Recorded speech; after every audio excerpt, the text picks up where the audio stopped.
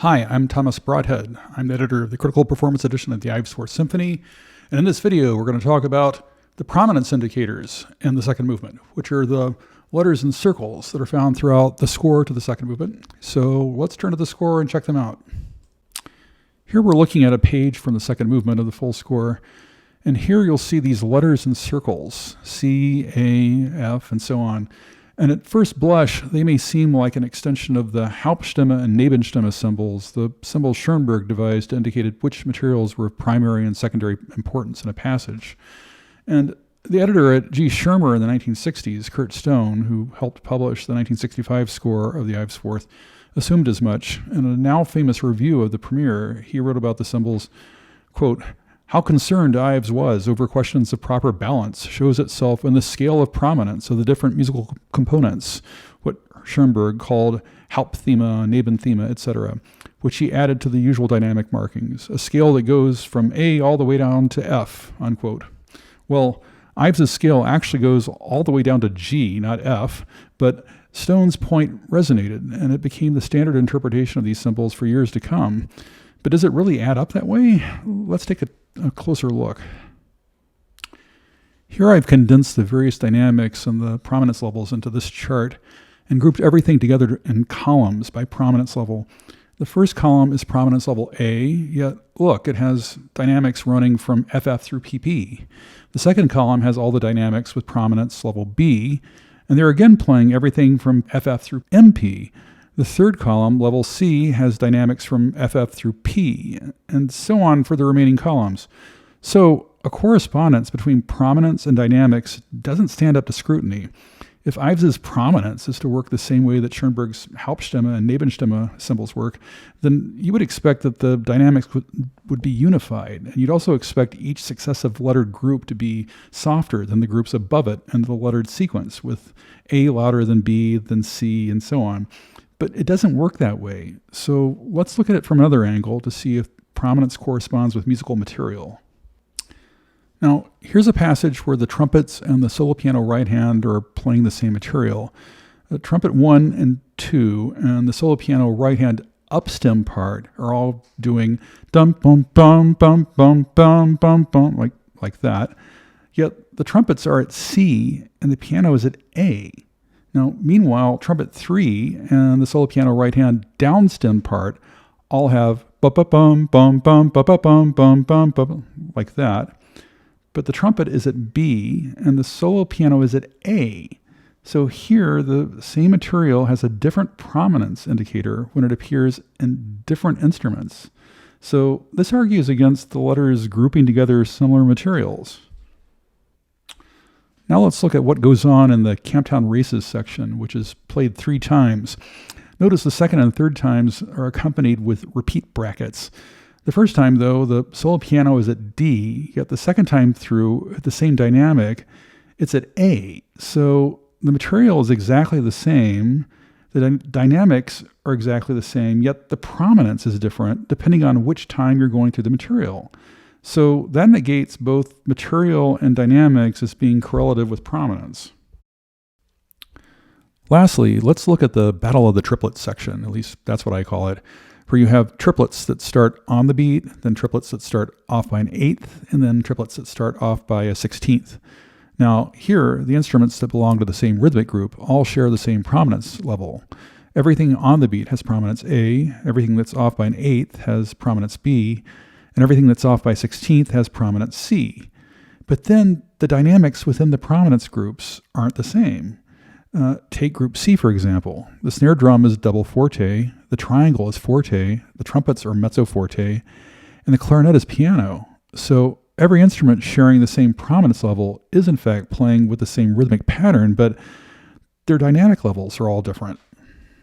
It doesn't seem to correspond to the Schoenberg system whatsoever. So what's the solution here? What do the prominence indicators signify? Well, to find out, let's turn to what Ives wrote. So here we're looking at Ives's conductor's note to the second movement. Where did this come from? Well, in 1929, Henry Cowell published the second movement of the Fourth Symphony in his New Music Quarterly. For that publication, Ives created this conductor's note. It's an attempt by Ives to explain his intentions for the second movement, and it takes the form of a series of commentaries.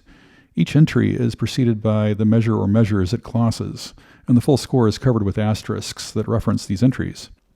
Now, in Ives' introduction to his conductor's note, he writes, "In the following, reference is made to asterisks on the pages in the printed score." Okay, we've discussed that. But then he writes, "The letters in a circle over some of the parts indicate the degree of prominence these may take." In other words, the prominence indicators, right? Okay, but what does he mean by that? Well, there's an asterisk for that sentence, and it leads us to this very long essay, which is a gloss on that sentence, and it's quite confusing. Cowell thought that the ideas in it were so interesting that he later published it separately under the title Music and Its Future, fully out of its true context as a gloss on the prominence indicators in the Fourth Symphony.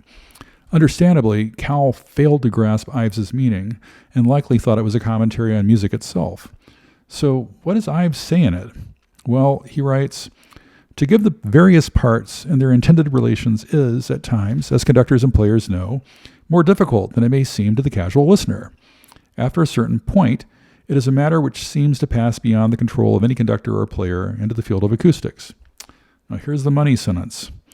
"In this connection, a distribution of instruments, or group of instruments, or an arrangement of them at varying distances from the audience is a matter of some interest, as is also the consideration as to the extent it may be advisable and practicable to devise plans in any combination of over two players, so that the distance sounds shall travel from the sounding body to the listener's ear may be a favorable element in interpretation."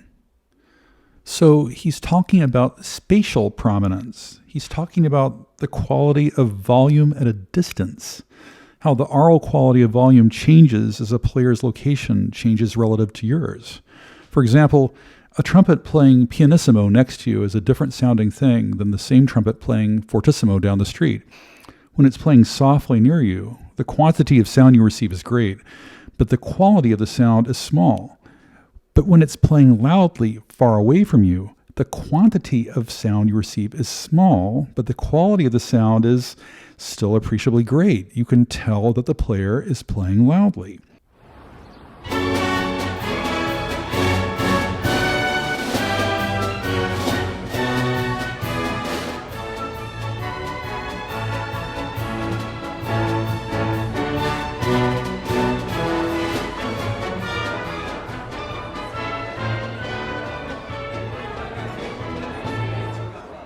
So here, Ives is interested in reproducing that quality of volume at varying distances, and he's applying it to the second movement using the prominence indicators to, well, indicate how close or how far away the instrument should be from the listener.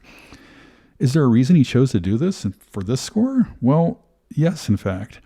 2 years before the publication of the second movement by Henry Cowell, there was a partial premiere of the Fourth Symphony. The first two movements were played on January 29th, 1927, in Town Hall in New York City, conducted by Eugene Goossens, and Ives was present for the performance.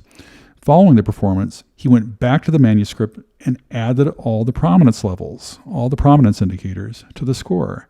He was probably dissatisfied with the way that the instruments were balancing coming from the orchestra during that performance, and so he probably thought, well, you know, if you could arrange the instruments at varying distances, you would be able to hear the materials better, or there would be more interesting effects when they are placed at different distances. And in fact, in the essay on the prominence indicators, Ives wrote, "The writer remembers hearing, when a boy, the music of a band in which the players were arranged in 2 or 3 groups around the town square." Emphasis mine.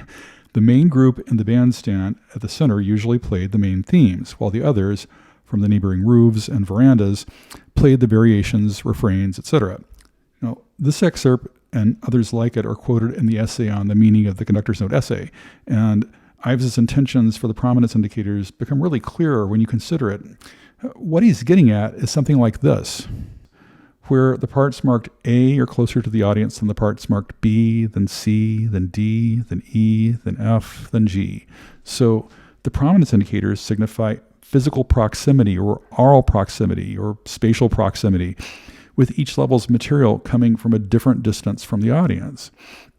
One way of thinking of it is shown in this diagram illustrating 7 orchestras, named A through G, wrapping around a centrally located audience. Could this be pulled off? Well, not with the old 1965 score and parts, because Even though the prominence indicators were in the score, they were not in the parts, so no one could have realized this aspect of the score.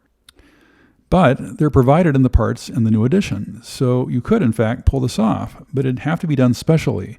Remember, prominence changes for each instrument from page to page. Prominence is not fixed at all, so you'd have to have multiple players, one at each prominence location. But 7 single players for a given instrument wouldn't cover the strings. You'd have to have 7 string sections, right? You'd really need 7 orchestras to pull this off, and that's impractical. But with one orchestra and a special recording session, it could be accomplished. You could record the movement 7 times with the same orchestra placed at 7 different distances from a central location.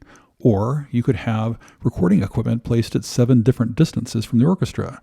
Or use contemporary recording technology to approximate the sound of the orchestra at 7 different distances, with no need for the players or the recording equipment to be moved. For the recording of each prominence level, the orchestra would only be playing material that corresponds to that level. So, for the first recording of the movement, you would just play the parts that are marked A. For the second recording, you just play the parts that are marked B, and so on.